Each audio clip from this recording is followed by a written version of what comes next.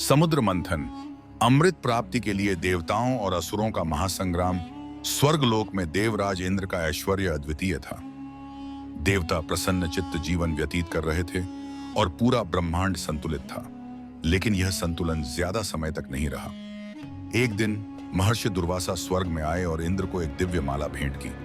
इंद्र ने अहंकार में उस माला को अपने ऐरावत हाथी के गले में डाल दिया। ऐरावत ने माला को सूंड से पकड़कर नीचे गिरा दिया और अपने विशाल पैरों से उसे कुचल दिया।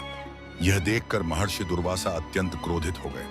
उन्होंने श्राप दिया, हे इंद्र, तुम्हारा अहंकार तुम्हारे विनाश का कारण बनेगा।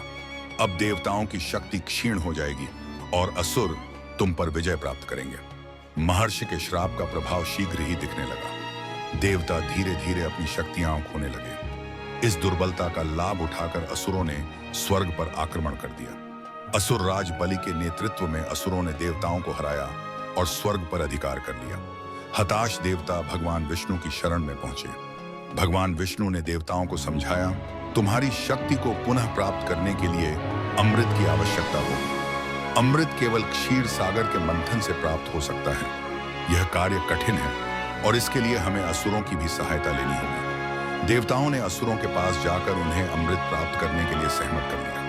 असुरों को अमृतत्व का लालच था, इसलिए वे इस प्रस्ताव को तुरंत स्वीकार कर बैठे। अब मंथन की तैयारी की जाने लगी। मंदराचल पर्वत को मथानी के रूप में उपयोग किया जाना था और वासुकी नाग को रस्सी के रूप में। देवता और असुर दोनों ने मिलकर मंदराचल पर्वत को उठाया, लेकिन वह इतना भारी था कि उसे समुद्र तक ले जाना असंभव लग रहा था। जब सभी परेशान हो गए, तब भगवान विष्णु प्रकट हुए और अपने दिव्य वाहन गरुड़ के माध्यम से पर्वत को क्षीर सागर तक पहुंचा दिया। जैसे ही मंथन आरंभ हुआ, पर्वत समुद्र में डूबने लगा।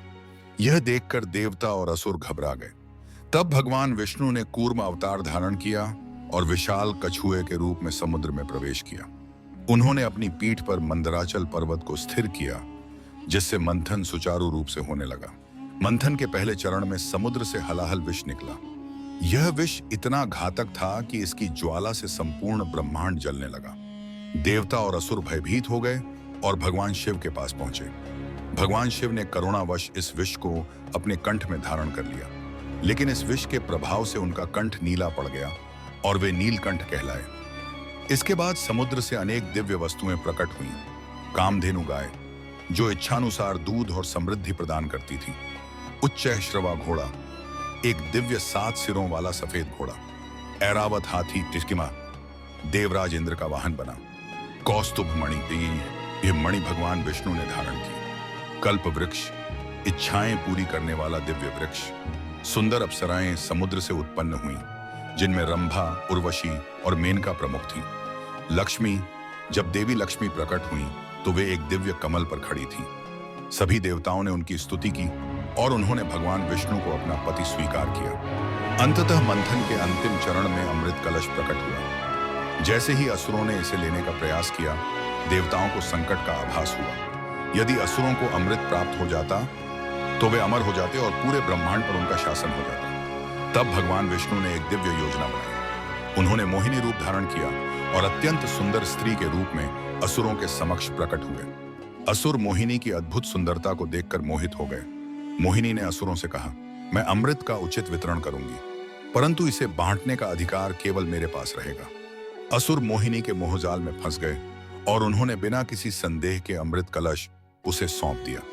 जब मोहिनी देवताओं को अमृत पिला रही थी, तब असुर राहु ने छलपूर्वक देवताओं का रूप धारण कर अमृत पी लिया। लेकिन सूर्यदेव और चंद्रदेव ने उसकी चालाकी को पहचान लिया और भगवान विष्णु को इसकी सूचना दी। भगवान विष्णु ने तत्काल अपने सुदर्शन चक्र से राहु का सिर धड़ से अलग कर दिया, परंतु तब तक राहु के कंठ से अमृत नीचे नहीं उतरा था, जिससे उसका सिर अमर हो गया। उसके शरीर से अलग हो चुके धड़ को केतु के रूप में स्थापित कर दिया गया। तभी से राहु और केतु 2 ग्रहों के रूप में आकाश में विचरण करने लगे और सूर्य चंद्र से अपनी शत्रुता निभाने लगे, जिससे ग्रहण की उत्पत्ति हुई। जब असुरों को अपनी ठगी का एहसास हुआ तो उन्होंने देवताओं से युद्ध करने का निर्णय लिया, लेकिन अब तक देवताओं ने अमृत पान कर लिया था और वे पहले से अधिक शक्तिशाली हो चुके थे। इस भीषण संग्राम में असुरों को पराजय का सामना करना पड़ा। भगवान विष्णु ने असुरों को पाताल लोक भेज दिया और देवताओं ने स्वर्ग पर पुनः अधिकार कर लिया। समुद्र मंथन से केवल अमृत ही नहीं, बल्कि ब्रह्मांड के लिए कई मूल्यवान वस्तुएं प्राप्त हुई। भगवान विष्णु और देवी लक्ष्मी का पुनर्मिलन हुआ। देवताओं ने अपनी शक्ति पुनः प्राप्त की और असुरों को उनके अधर्म का दंड मिला। यही कारण है कि समुद्र मंथन केवल अमृत की खोज नहीं, बल्कि कर्म, भक्ति और नीति का महत्वपूर्ण प्रतीक है।